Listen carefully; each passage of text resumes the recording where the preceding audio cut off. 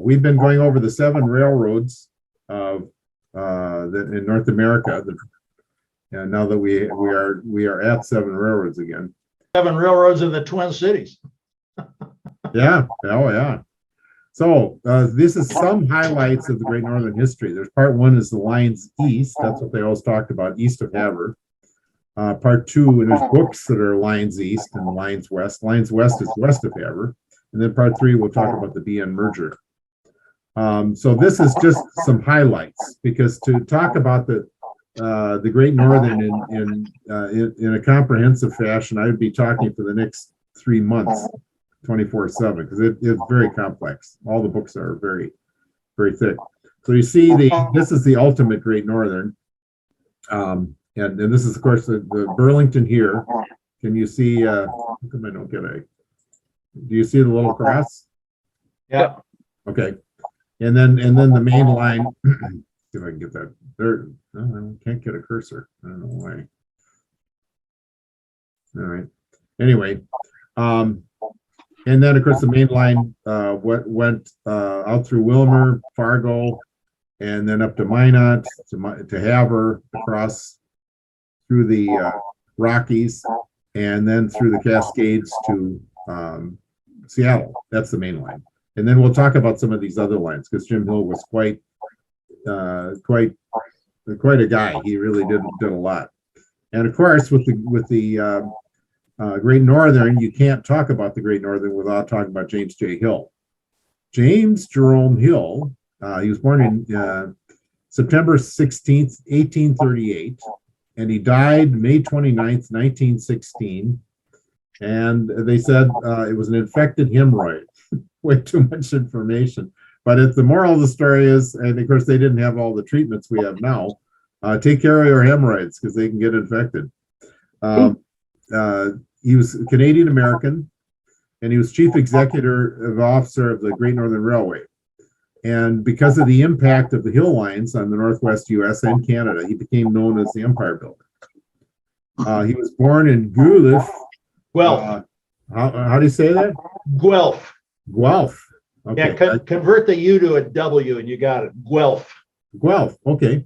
That's Scottish Gaelic, I believe. But so Guelph. Thank you, Craig. He had a childhood accident, and a bow and arrow blinded him in the right eye, but obviously didn't slow him down. When he was 16, he went to Kentucky and worked as a clerk, and apparently he learned bookkeeping from a guy who was really, really good. So at 18, he saw that there was opportunity at the headwaters of the Mississippi, the navigational headwaters, and so he moved to St. Paul. And this is what St. Paul looked like around the turn of the century. Steamboats, there were a little bit of railroads are just coming in, and so he got a job as a bookkeeper at a steamboat company. And in 1860, he went over to work for wholesale groceries, and again he found a guy who was really knowledgeable. And so James J. Hill was handling freight transfers between the railroads and the steamboats. And this way he learned all aspects of freight transportation, and that's one of the reasons he was so successful. Now in 1873, a number of railroads went bankrupt. It was a big panic. They talk about a lot in the books. And the St. Paul and Pacific was a railroad that was started in St. Paul, and then it kind of went up. It was heading for St. Cloud. It's the railroad that ultimately went up through Alexandria and Fergus Falls, and then up to Moorhead. And so he saw an opportunity. So while he was working at the grocers, he researched the St. Paul and Pacific for 3 years. And then he waited until things were just right, and he teamed up with some investors, and they bought the St. Paul and Pacific Railroad. And he used the charter. There was an existing charter, because getting a charter was always difficult because you had to get government approval. But there was a charter for the St. Paul and St. Cloud, or excuse me, Minneapolis and St. Cloud Railroad, that had built, like 2 miles of track, typical thing, sold a bunch of stock. 2 miles. And so he used that to start the St. Paul, Minneapolis, and Manitoba Railway. And so the first thing they did, they finished this line up to, I think, Barnesville, and then it went on to Moorhead. And they also built this line west because this is really a hilly area. It's glacial moraine, lots of curves, you bet. So he built a line straight west to Wilmer and then up through Benson and Morris. It's flat. And if you've ever ridden rode the Empire Builder before Amtrak, that's how they went. It was quite fast. So they bought our locomotive, which is the William Crooks, and I'm sure you've all seen it. It used to be at the St. Paul Union Depot. Now it's up in Duluth at the Lake Superior Museum. It's kind of amazing if you think about it, 1879, and it's still around. So his goal was he wanted to expand this thing, and he was very good at it. He was very hands-on. He worked long hours. He wasn't one of these guys who go to the golf course and stuff like that. He worked very hard. And his concept was to build to Winnipeg. And because he knew if the Canadian Pacific built east, it was going to be a mess over Lake Superior. It's Laurentian Shield. We'll talk about that. But his idea was build to Winnipeg, and then the CP could build west, and he would haul the freight to, and they'd have a nice access down in the United States for their freight. And so that was his concept. Now he built a line up to Grand Forks and then on into Canada. It was the Midland Great Northern Railway, which went from the border. He built to the border, and then they built this railroad from the border to Winnipeg. And also they built west to Portage La Prairie. I did not realize that. Later, the Canadian government was putting pressure on it. But in 1969, I was up there, and this is a Midland. It's a lettered Midland. It's orange, like guess who owns it? The Great Northern. And this thing ran between let's see, it's Emerson and Winnipeg. So they had a freight line here, and they would haul freight for the Great Northern and the Northern Pacific. This is also how the Winnipegger got up to Winnipeg, and also the Northern Pacific had this number 14 train that went from Fargo up to Winnipeg. Also, initially the Canadian National had trackage rights on it. That was part of the deal. And then after it was sold to the city of Winnipeg, the Great Northern, Northern Pacific, and the CN all had trackage rights. So the CN was technically the operator, and they did the maintenance. So here's a couple of their GMDs in 1969. And the trackage rights agreements is one of those things, 999 years or whatever. So they went to the Great Northern, and then the Burlington Northern. The BNSF still uses that to get to Winnipeg. But Hill was right. The line, this is north of Lake Superior, and you can see this is a picture from the 50s. It's a FA and FB on the Canadian Pacific, and they're going through one of the many tunnels through granite, and so it was not a fun place to build a railroad. Very expensive, lots of curves, lots of tunnels, and so. Ultimately, because of pressure from the government, they did build east over this mess over Lake Superior, and then they built down to Toronto and across to Montreal, and they built west. And they first, Craig, you might be familiar with this. They built across. They were trying to build across directly across right north of the border, but it was apparently it was not a very good line, and they had to have ferries across some of the lakes and stuff like that. So then later they built across Kicking Horse Pass, right? And they'd have spiral tunnels, and which they still have. Well, they didn't build the spiral tunnels until about 25 years after the line opened. Oh, okay. They had real serious grades. Okay.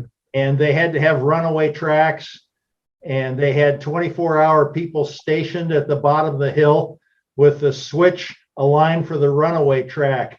And they had to come out and watch very carefully, and only at the last minute, when they were sure the train was under control, would they throw the switch and allow it to continue. Wow.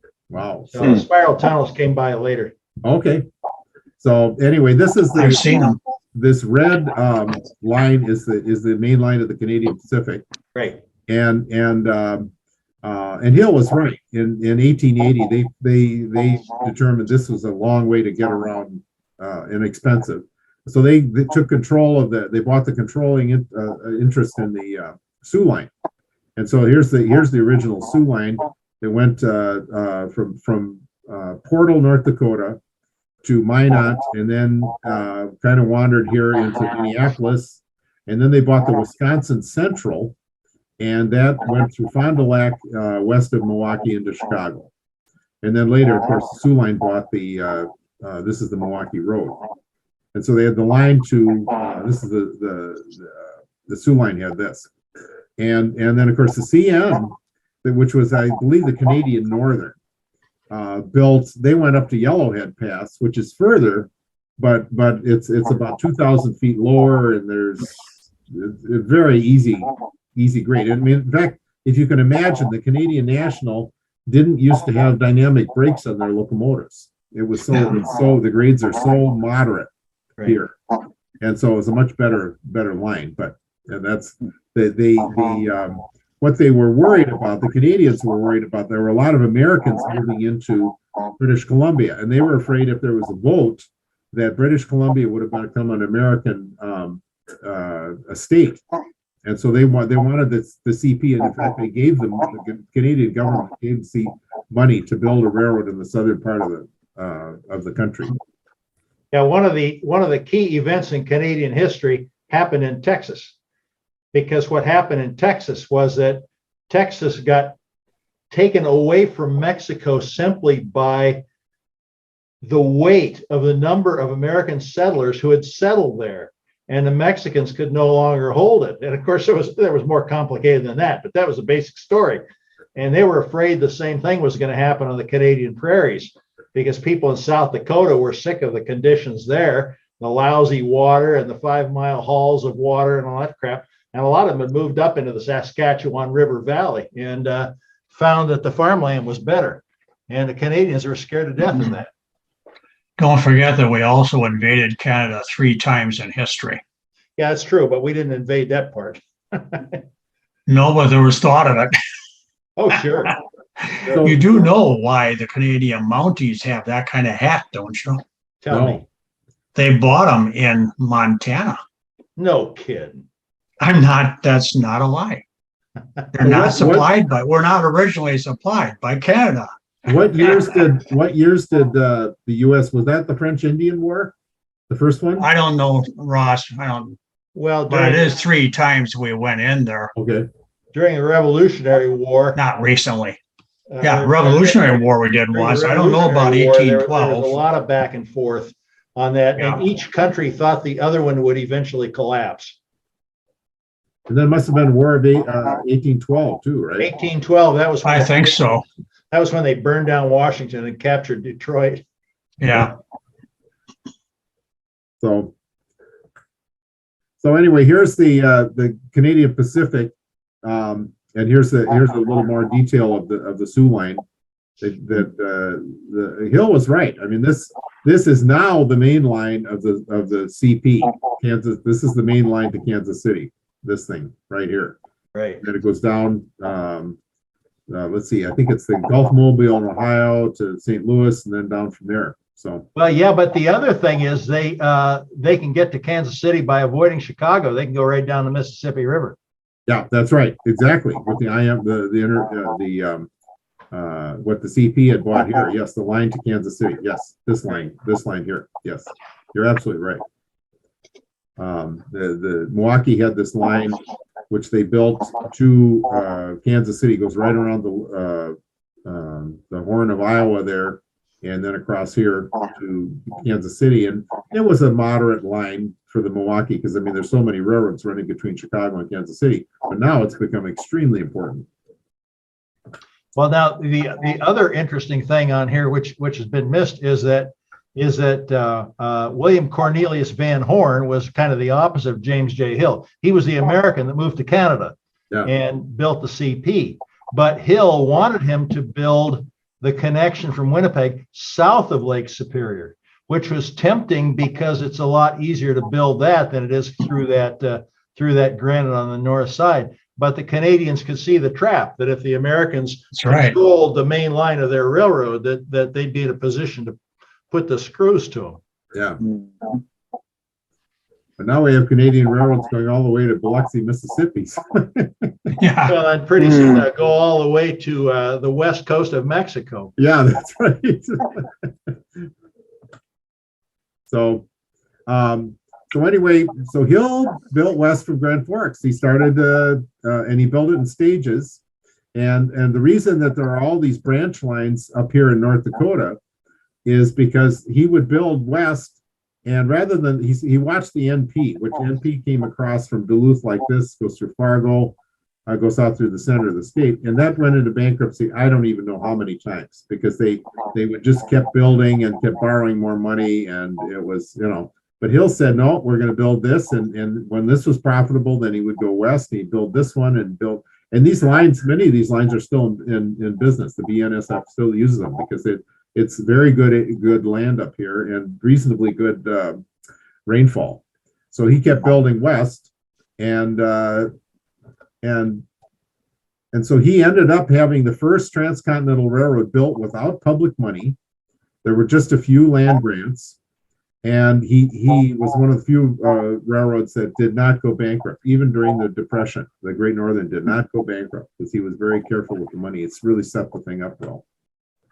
And he was quoted as saying, what we want is the best possible line, the shortest distance, the lowest grades, and the least curvature. And this shows out in Montana. Here comes the, this is in 1970, just after the merger, but the builder, it's west of Havre. The builder's coming around here at about 70. That's a big curve, but by the big long curves, flat grades, they had it was a good railroad.